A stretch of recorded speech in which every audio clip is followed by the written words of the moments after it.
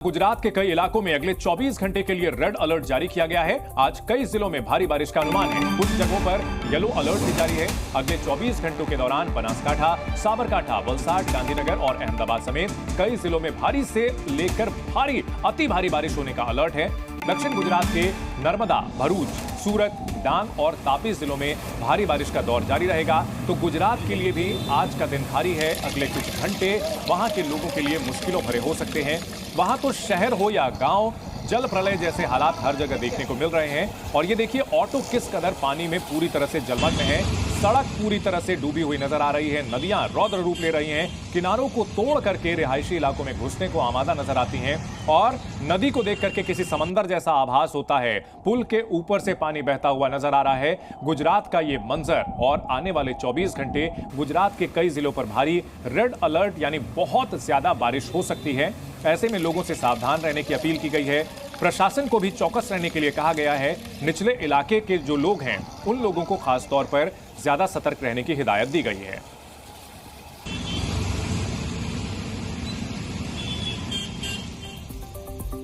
और इस बुलेटिन में अब आपको देश का मॉनसून मीटर दिखाते हैं। 110% से ऊपर बारिश हो चुकी है। 104% से लेकर के 110% अगर जो बारिश होती है ये सामान्य से ज्यादा मानी जाती है। तो ये इलाके जो कि जहां पर अगर बारिश बहुत ज्यादा होती है, 96 से लेकर के जो 104% तक बारिश होती है उसको सामान्य बारिश माना जाता है।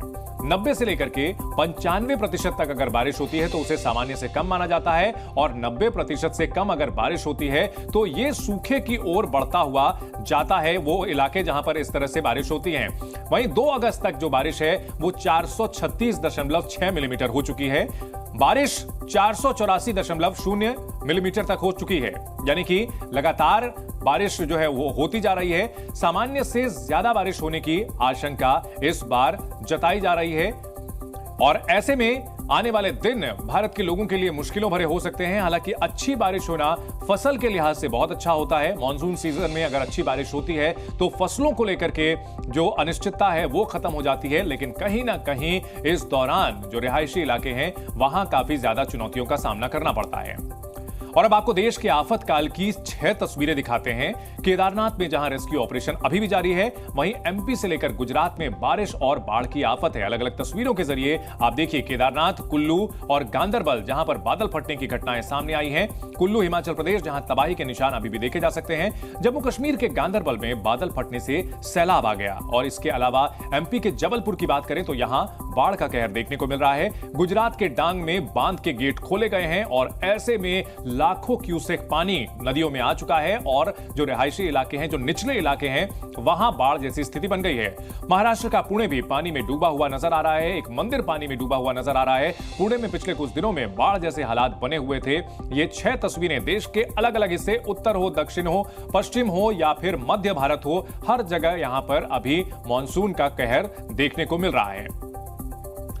इसके अलावा बात करें महाराष्ट्र के नासिक की तो वहां भी बाढ़ के खतरनाक हालात पैदा हो गए हैं। लगातार बारिश के बाद गोदा घाट में बाढ़ की स्थिति बन गई है। कल शाम करीब 4 बजे गंगापुर बांध से 6000 क्यूसेक पानी छोड़े जाने से गोदावरी नदी में बाढ़ आ गई है। रामकुंड में पानी आने के बाद छोटे बड़े मंदिर सब डूब गए। इस खतरनाक बाढ़ के आगे किसी की नहीं चल रही है। पानी के गरजने की आवाज सुनकर के दिल दहल जाता है।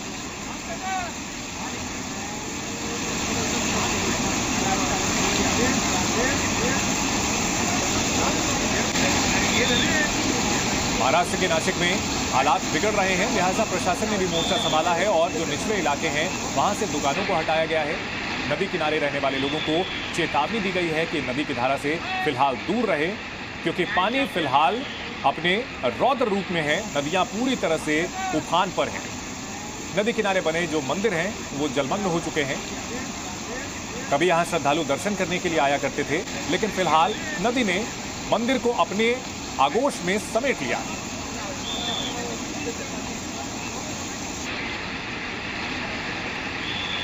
उधर महाराष्ट्र के कई इलाकों में बारिश का दौर लगातार जारी है। पुणे के पिंपरी चिंचवाड़ से एक ऐसा वीडियो सामने आया जो बाढ़ के खतरे की ओर इशारा करता है। यहां भारी बारिश के कारण मोरिया गोसावी गणपति मंदिर लगभग डूब चुका है। हालात को देखते हुए नदी किनारे रहने वाले नागरिकों को सतर्क रहने को कहा गया है। पावना नदी का जलस्तर भी लगातार बढ़ता जा रहा है।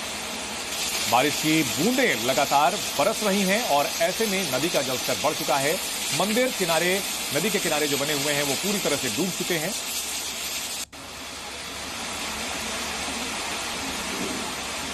पुणे में मानसून की बारिश ऐसे हो रही है जैसे वो रुकने के मूड में बिल्कुल नजर नहीं आ रही है।